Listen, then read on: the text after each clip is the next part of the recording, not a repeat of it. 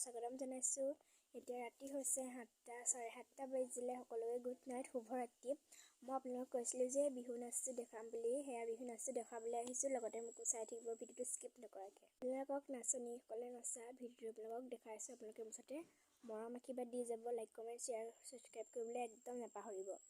আপোনালোকক প্ৰত্যেকটো ভিডিঅ'তে আপোনালোকক সেইটো কথা কওঁৱেই। সেইবাবে আপোনালোকক আজি এইটো ভিডিঅ'টো ক'লোঁ।